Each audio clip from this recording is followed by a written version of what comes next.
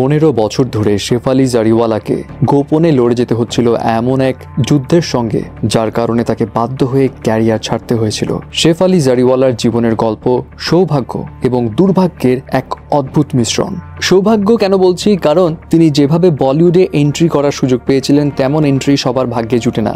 20 বছর বয়সী computer engineering নিয়ে পড়া শেফালি জারিওয়ালা সিম্পলি গিয়েছিলেন একটা অডিশন দিতে, এবং অডিশনে তার কনফিডেন্স, তার সৌন্দর্য সবকিছু মিলিয়ে তাকে অফার করা হয় কাটা লাগা এই গান, যেই গানের পর সবার মুখে মুখে ছড়িয়ে গিয়েছিল তার নাম। আর দুর্ভাগ্য কেন, সেই কাহিনী এখন বলছি। কাটা লাগার মতো সুপারহিট গান দিয়েও শেফালি জারিওয়ালা বলিউডে কেন বড় ধরনের কাজ পায়নি? কেন হতে পারেনি সফল? বলিউডের হর্তাকর্তারা কি কোনায় ফেলে দিয়েছিল শেফালিকে? এই প্রশ্ন অনেকের মাথাতেই ঘুরপাক খায়। ইভেন আপনি জানলে শক খাবেন, এই কাটা লাগা গান সবার ভালো লাগলেও সালমান খানের মতো সুপারস্টার সেই সময় মেকার্সদেরকে বাসায় ডেকে এনে বলেছিলেন এই ধরনের মিউজিক ভিডিও আর যাতে না বানায়, ভালো দেখায় না এগুলো। নট অনলি দ্যাট, গান রিলিজের পর central board of film certification থেকেও মেকার্সদেরকে জানানো হয় যে তাদের এই গান সামাজিক মূল্যবোধকে প্রশ্নবিদ্ধ করছে।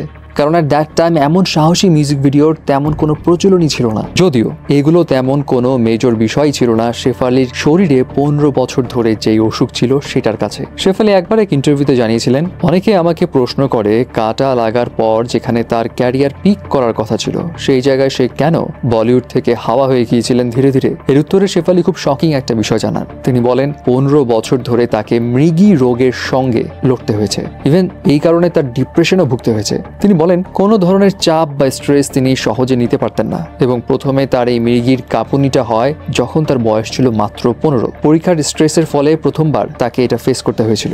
যদিও তিনি তার জীবনের নানা রকমের স্ট্রেস কমিয়ে এই অসুখটা নিয়ন্ত্রণে আনার চেষ্টা করেছিলেন। কিন্তু গুজরাটের সাধারণ ঘরের মেয়ে 20 বছর বয়সে কাটা লাগা গানের সুযোগ পেয়ে যখন বলিউড কাঁপিয়ে দিয়েছিল, তখন বলিউডে প্রবেশের পর নানা ধরনের মানসিক চাপে তার অবস্থার অবনতি হতে থাকে। তিনি বলেন পারফরমেন্সের সময় হোক কিংবা ব্যাক স্টেজে হোক অথবা রাস্তাঘাটে সিম্পলি হাঁটার সময় হোক, তার এই মৃগীর প্রভাব ফেস করতে হচ্ছিল। একদিকে প্রফেশনাল চাপ, অপরদিকে পার্সোনাল লাইফেও তার কিন্তু বাজে একটা এক্সপিরিয়েন্স গিয়েছিল।